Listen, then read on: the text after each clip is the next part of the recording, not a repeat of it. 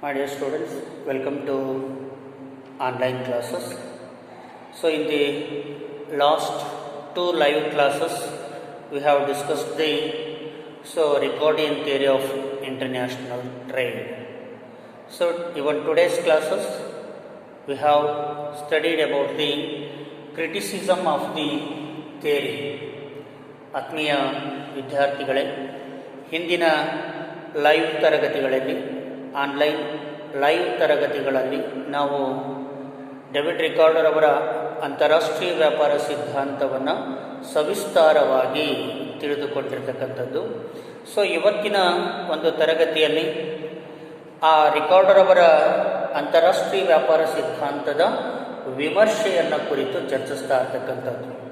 ಅನೇಕ ಆಧುನಿಕ ಅರ್ಥಶಾಸ್ತ್ರಜ್ಞರು ಡೇವಿಡ್ ರಿಕಾರ್ಡರ್ ಅವರ ಅಂತಾರಾಷ್ಟ್ರೀಯ ವ್ಯಾಪಾರ ಸಿದ್ಧಾಂತವನ್ನು ಬಹಳಷ್ಟು ವಿಮರ್ಶೆ ಮಾಡಿರ್ತಕ್ಕಂಥದ್ದು, ಟೀಕೆಗೆ ಒಳಪಡಿಸಿರ್ತಕ್ಕಂಥದ್ದು. This theory is not free from some defects.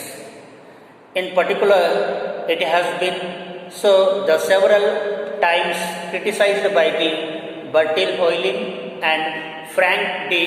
Graham. We discussed some of the important criticism as unders. ಇವತ್ತು ರಿಕಾರ್ಡರ್ ಅವರ ಈ ಒಂದು ಅಂತಾರಾಷ್ಟ್ರೀಯ ವ್ಯಾಪಾರ ಸಿದ್ಧಾಂತ ಅದು ವಿಮರ್ಶೆಯಿಂದ ಹೊರತಾಗಿಲ್ಲ ಅಥವಾ ಟೀಕೆಯಿಂದ ಹೊರತಾಗಿಲ್ಲ. This theory is not free from some defects. ಕೆಲವೊಂದಿಷ್ಟು ನ್ಯೂನ್ಯತೆಗಳಿಂದ ರಿಕಾರ್ಡರ್ ಅವರ ಸಿದ್ಧಾಂತ ಏನು ಮುಕ್ತವಾಗಿಲ್ಲ. In particular it has been several times criticised by Bertil Ohlin and Frank D Graham. There will be criticise the Ricardian theory of international trade. ಆಧುನಿಕ ಅರ್ಥಶಾಸ್ತ್ರಜ್ಞರಾಗಿರ್ತಕ್ಕಂತಹ ಹೋಯ್ಲಿನ್ ಮತ್ತು frank D gram ಎಂಬ ಅರ್ಥಶಾಸ್ತ್ರಜ್ಞರು ಡೇವಿಡ್ ರಿಕಾರ್ಡರ್ ಅವರ ಅಂತಾರಾಷ್ಟ್ರೀಯ ವ್ಯಾಪಾರ ಸಿದ್ಧಾಂತವನ್ನು ಅನೇಕ ಸಮಯದಲ್ಲಿ ಅನೇಕ ಸಂದರ್ಭಗಳಲ್ಲಿ ವಿಮರ್ಶೆ ಮಾಡಿರ್ತಕ್ಕಂಥದ್ದನ್ನು ನಾವಿಲ್ಲಿ ಕಾಣ್ತಾ ಇದ್ದೀವಿ. ಹಾಗಿದ್ರೆ ಆ ಆಧುನಿಕ ಅರ್ಥಶಾಸ್ತ್ರಜ್ಞರು ರಿಕಾರ್ಡರ್ ಅವರ ಸಿದ್ಧಾಂತವನ್ನು ವಿಮರ್ಶೆ ಮಾಡಿರ್ತಕ್ಕಂತಹ ವಿಮರ್ಶಾತ್ಮಕ ಅಂಶಗಳನ್ನು ಕುರಿತು ಇವತ್ತಿನ ತರಗತಿಯಲ್ಲಿ ನಾವು ಚರ್ಚಿಸ್ತಾ ಇರ್ತಕ್ಕಂಥದ್ದು. We discuss some of the important criticism as well for the shortly. ಹಾಗಿದ್ರೆ ಯಾವ ರೀತಿ ರಿಕಾರ್ಡರ್ ಅವರ ಸಿದ್ಧಾಂತವನ್ನು ಈ ಆಧುನಿಕ ಅರ್ಥಶಾಸ್ತ್ರಜ್ಞರು ಟೀಕೆ ಮಾಡಿದ್ದಾರೆ, ವಿಮರ್ಶೆ ಮಾಡಿದ್ದಾರೆ, ಆ ವಿಮರ್ಶಾತ್ಮಕ ಅಂಶಗಳನ್ನೇ ನಾವು ಇವತ್ತಿನ ಒಂದು ತರಗತಿಯಲ್ಲಿ ಚರ್ಚಿಸ್ತಾ ಇರ್ತಕ್ಕಂಥದ್ದು.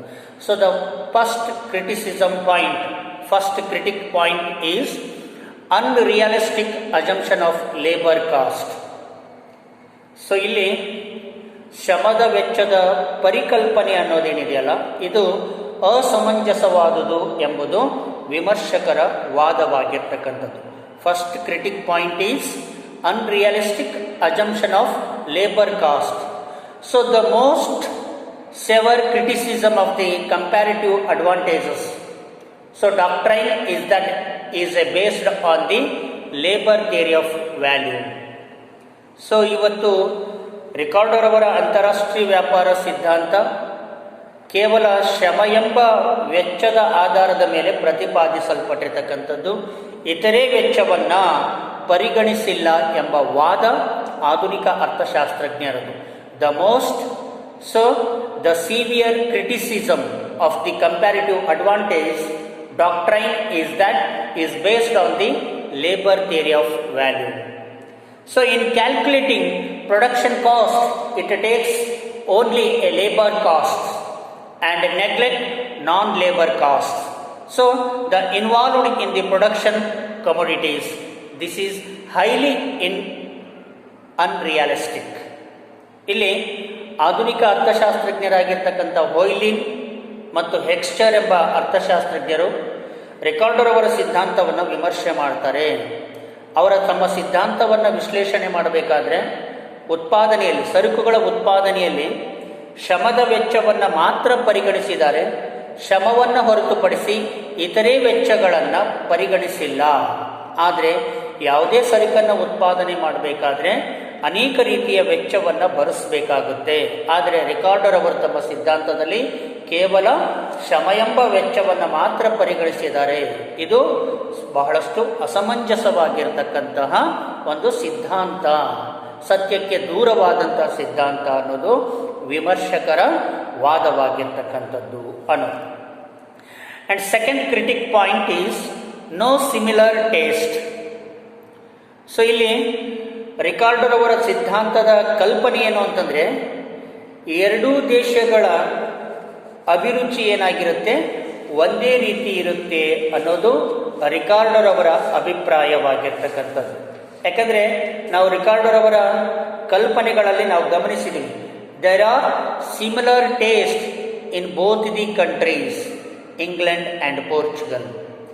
ಇಲ್ಲಿ ರಿಕಾರ್ಡರ್ ಅವರು ತಮ್ಮ ಸಿದ್ಧಾಂತವನ್ನು ವಿಶ್ಲೇಷಣೆ ಮಾಡಬೇಕಾದ್ರೆ ಅಳವಡಿಸಿಕೊಂಡಿರ್ತಕ್ಕಂಥ ಕಲ್ಪನೆಗಳಲ್ಲಿ ಇಂಗ್ಲೆಂಡ್ ಮತ್ತು ಪೋರ್ಚುಗಲ್ ದೇಶಗಳ ಎರಡೂ ದೇಶಗಳ ಅಭಿರುಚಿ ಒಂದೇ ರೀತಿ ಇರುತ್ತೆ ಅಂತ ಹೇಳ್ತಾರೆ. ಆದರೆ ಇದನ್ನು ವಿಮರ್ಶಕರು ಒಪ್ಪೋದಿಲ್ಲ. ನೋ ಸಿಮಿಲರ್ ಟೇಸ್ಟ್, ಎರಡೂ ದೇಶಗಳಲ್ಲಿ ಒಂದೇ ರೀತಿಯ ಅಭಿರುಚಿ ಇರುತ್ತೆ ಅಂತ ಹೇಳಲಿಕ್ಕೆ ಸಾಧ್ಯ ಇಲ್ಲ. The assumption of similar taste is a unrealistic because taste is differ within different income baskets in a countries. ಇಲ್ಲಿ ದೇಶಗಳ ನಡುವೆ ಜನರ ಅಭಿರುಚಿ ಒಂದೇ ರೀತಿ ಇರುತ್ತೆ ಅಂತ ಹೇಳಲಿಕ್ಕೆ ಸಾಧ್ಯವೇ ಇಲ್ಲ. ಏಕೆಂದರೆ ಎಲ್ಲ ದೇಶಗಳ ಜನರು ಒಂದೇ ರೀತಿಯ ಆದಾಯವನ್ನು ಪಡಿತಾ ಇರೋದಿಲ್ಲ. ಸೊ ಬೇರೆ ಬೇರೆ ದೇಶಗಳಲ್ಲಿ ಜನರು ವಿಭಿನ್ನ ರೀತಿಯಲ್ಲಿ ಆದಾಯವನ್ನು ಪಡಿತಾ ಇರ್ತಕ್ಕಂಥದ್ದು. ಕೆಲವು ದೇಶಗಳಲ್ಲಿ ಜನರು ಅತ್ಯಧಿಕ ಆದಾಯವನ್ನು ಪಡಿತಾ ಇದ್ದರೆ, ಇನ್ನು ಕೆಲವು ದೇಶಗಳಲ್ಲಿ ಕಡಿಮೆ ಆದಾಯವನ್ನು ಪಡಿತಾ ಇರ್ತಕ್ಕಂಥದ್ದು. ಆದಾಯದಲ್ಲಿನ ವ್ಯತ್ಯಾಸದಿಂದ ಸಹಜವಾಗಿ ಜನರ ಅಭಿರುಚಿಯಲ್ಲಿ ವ್ಯತ್ಯಾಸ ಇದ್ದೇ ಇರುತ್ತೆ. ಆದರೆ ರಿಕಾರ್ಡೋ ತಮ್ಮ ಸಿದ್ಧಾಂತದಲ್ಲಿ ಎರಡೂ ದೇಶಗಳ ಜನರ ಅಭಿರುಚಿ ಒಂದೇ ರೀತಿ ಇರುತ್ತೆ ಅಂತ ಹೇಳ್ತಾರಲ್ಲ, ಇದು ಬಹಳಷ್ಟು ಅಸಮಂಜಸವಾದದ್ದು ಅನ್ನೋದು ವಿಮರ್ಶಕರ ವಾದವಾಗಿರ್ತಕ್ಕಂಥದ್ದು. Moreover, they also change with the growth and economy and with the development of its trade relations with the other countries. ಇಲ್ಲಿ ದೇಶಗಳ ನಡುವೆ ಆರ್ಥಿಕ ಅಭಿವೃದ್ಧಿ, ಆರ್ಥಿಕ ಬೆಳವಣಿಗೆಯ ಮತ್ತು ವ್ಯಾಪಾರ ವ್ಯವಹಾರಗಳ ಬೆಳವಣಿಗೆಯ ಆಧಾರದ ಮೇಲೆ ಸೊ ಇಲ್ಲಿ ಅಭಿರುಚಿ ಏನಾಗಿರುತ್ತೆ, ವಿಭಿನ್ನವಾಗಿರುತ್ತೆ. ನೋಡಿ, ಮುಂದುವರಿದ ದೇಶಗಳ ಜನರ ಅಭಿರುಚಿ ಒಂದು ರೀತಿ ಇದ್ದರೆ ಹಿಂದುಳಿದ ದೇಶಗಳ ಜನರ ಅಭಿರುಚಿ ಮತ್ತೊಂದು ರೀತಿ ಇರ್ತಕ್ಕಂಥದ್ದು. ಹಾಗಿದ್ಮೇಲೆ ಎರಡೂ ದೇಶಗಳ ಜನರ ಅಭಿರುಚಿ ಒಂದೇ ಇರುತ್ತೆ ಅನ್ನೋದು ಎಷ್ಟರ ಮಟ್ಟಿಗೆ ಸಮಂಜಸ ಅನ್ನೋದು ವಿಮರ್ಶಕರ ವಾದವಾಗಿರ್ತಕ್ಕಂಥದ್ದು. ಆ ಕಾರಣಕ್ಕಾಗಿ ರಿಕಾರ್ಡರ್ ಅವರ ಸಿದ್ಧಾಂತವನ್ನು ಹೆಕ್ಸ್ಚರ್ ಮತ್ತು ಹೊಯ್ಲಿನ್ ಎಂಬ ಅರ್ಥಶಾಸ್ತ್ರಜ್ಞರು ಟೀಕೆ ಮಾಡಿರ್ತಕ್ಕಂಥದ್ದು, ವಿಮರ್ಶೆ ಮಾಡಿರ್ತಕ್ಕಂಥದ್ದು. And third one is ignores transportation cost. Recorder ಅವರು ತಮ್ಮ ಸಿದ್ಧಾಂತದಲ್ಲಿ ಸಾರಿಗೆ ವೆಚ್ಚವನ್ನು ಪರಿಗಣಿಸಿಲ್ಲ. ಅವರು ತಮ್ಮ ಸಿದ್ಧಾಂತದಲ್ಲಿ ಕಲ್ಪಿಸಿಕೊಂಡಿರ್ತಕ್ಕಂಥ ಕಲ್ಪನೆಗಳಲ್ಲಿ ಕೊನೆಯ ಕಲ್ಪನೆಯಲ್ಲಿ ನಾವು ಗಮನಿಸ್ತಾ ಇದ್ದೀವಿ, there is no transportation cost ಅಂತ ಅಲ್ಲಿ ಕಲ್ಪನೆ ಮಾಡಿಕೊಂಡಿದ್ದಾರೆ ರಿಕಾರ್ಡರ್ ಅವರು. ಆದರೆ ಇಲ್ಲಿ ವಿಮರ್ಶಕರು ಅದನ್ನು ಟೀಕೆ ಮಾಡ್ತಾರೆ. ಅಂತಾರಾಷ್ಟ್ರೀಯ ವ್ಯಾಪಾರದಲ್ಲಿ ಸಾರಿಗೆ ವೆಚ್ಚವನ್ನು ಪರಿಗಣಿಸೋದು ಬಹಳಷ್ಟು ಅಸಮಂಜಸವಾಗಿರ್ತಕ್ಕಂಥದ್ದು, ಅಜ್ಞಾನ ಮಟ್ಟದ್ದು ಅನ್ನೋದು ಅವರ ವಾದ. Ricardo ignores the transportation cost in determining comparative advantages in trade. So Ricardo ಅವರು ತಮ್ಮ ತುಲನಾತ್ಮಕ ವೆಚ್ಚ ಅಥವಾ ಸಾಪೇಕ್ಷ ವೆಚ್ಚದ ವ್ಯಾಪಾರ ಸಿದ್ಧಾಂತದಲ್ಲಿ ಈ ಸಾರಿಗೆ ವೆಚ್ಚವನ್ನು ನಿರ್ಲಕ್ಷಿಸಲಾಗಿರ್ತಕ್ಕಂಥದ್ದು, ಕಡೆಗಣಿಸಲ್ಪಟ್ಟಿರ್ತಕ್ಕಂಥದ್ದು. This is highly unrealistic because the transport cost play on an important role in the determining the pattern of the world trade. ಇವತ್ತು ಜಗತ್ತಿನ ಅಂತಾರಾಷ್ಟ್ರೀಯ ವ್ಯಾಪಾರದಲ್ಲಿ ಈ ಸಾರಿಗೆ ವೆಚ್ಚ ಅನ್ನೋದು ಬಹಳಷ್ಟು ಪ್ರಮುಖ ಪಾತ್ರವನ್ನು ವಹಿಸುತ್ತೆ. ಹಾಗಾಗಿ ಆದರೆ ರಿಕಾರ್ಡರ್ ಅವರು ತಮ್ಮ ಸಿದ್ಧಾಂತದಲ್ಲಿ ಸಾರಿಗೆ ವೆಚ್ಚವನ್ನು ಪರಿಗಣಿಸದೇ ಇರೋದು ಬಹಳಷ್ಟು ಅಸಮಂಜಸವಾಗಿರ್ತಕ್ಕಂಥ ವಿಚಾರ ಅನ್ನೋದು ವಿಮರ್ಶಕರ ವಾದ. This is A highly realistic or unrealistic because the transportation cost play an important role in determining the pattern of the world trade. ಹಾಗಾಗಿ ಜಗತ್ತಿನ ವ್ಯಾಪಾರದ ಮಾದರಿಯಲ್ಲಿ ಈ ಸಾರಿಗೆಯ ವೆಚ್ಚದ ಪಾತ್ರ ಬಹಳಷ್ಟು ಮುಖ್ಯವಾಗಿರ್ತಕ್ಕಂಥದ್ದು. ಅದನ್ನು ನಿರ್ಲಕ್ಷಿಸಿರ್ತಕ್ಕಂಥದ್ದು, ಅಸಮಂಜಸವಾಗಿರ್ತಕ್ಕಂಥ ವಿಚಾರ ಅನ್ನೋದು ವಿಮರ್ಶಕರ ಒಂದು ಅಭಿಮತವಾಗಿರ್ತಕ್ಕಂಥದ್ದು. The fourth critic point is two country two commodity model is a unrealistic. So Ricardo ಅವರು ತಮ್ಮ ಸಿದ್ಧಾಂತವನ್ನು ವಿಶ್ಲೇಷಣೆ ಮಾಡಬೇಕಾದ್ರೆ 2x2 ಮಾಡೆಲ್ ಎಂಬುದಾಗಿ ಉದಾಹರಣೆಯಾಗಿ ತೆಗೆದುಕೊಂಡಿರ್ತಕ್ಕಂಥದ್ದು. 2x2 ಮಾಡೆಲ್ ಅಂತಂದರೆ ಎರಡು ದೇಶ ಮತ್ತು ಎರಡು ಸರಕುಗಳನ್ನು ಉದಾಹರಣೆಯಾಗಿ ಎಕ್ಸಾಂಪಲ್ ಆಗಿ ತೆಗೆದುಕೊಂಡು ತಮ್ಮ ಕಂಪ್ಯಾರಿಟಿವ್ ಕಾಸ್ಟ್ ಅಡ್ವಾಂಟೇಜ್ ಥಿಯರಿಯನ್ನು ಅನಲೈಸಿಸ್ ಮಾಡಿರ್ತಕ್ಕಂಥದ್ದು. ಹಾಗಿದ್ರೆ ಈ 2 ಕಂಟ್ರಿ 2 ಕಮೋಡಿಟಿ ಮಾಡೆಲ್ ಏನಿದೆಯಲ್ಲ, ಇದು ಅಸಮಂಜಸವಾಗಿರ್ತಕ್ಕಂಥದ್ದು ಅನ್ನೋದು ವಿಮರ್ಶಕರ ವಾದವಾಗಿರ್ತಕ್ಕಂಥದ್ದು. So the Ricardian model is a related to the trade between 2 countries on the basis of the 2 commodities. So this is again unrealistic because actually, so the international trade is among countries trading many countries and many commodities.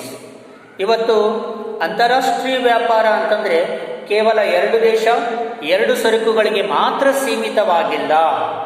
ಇವತ್ತು ಅಂತಾರಾಷ್ಟ್ರೀಯ ವ್ಯಾಪಾರದಲ್ಲಿ ನೂರಾರು ದೇಶಗಳು ಪಾಲ್ಗೊಂಡಿದ್ದಾವೆ, ನೂರಾರು ಸರಕುಗಳನ್ನು ವಿನಿಮಯ ಮಾಡಿಕೊಳ್ತಾ ಇದ್ದಾವೆ.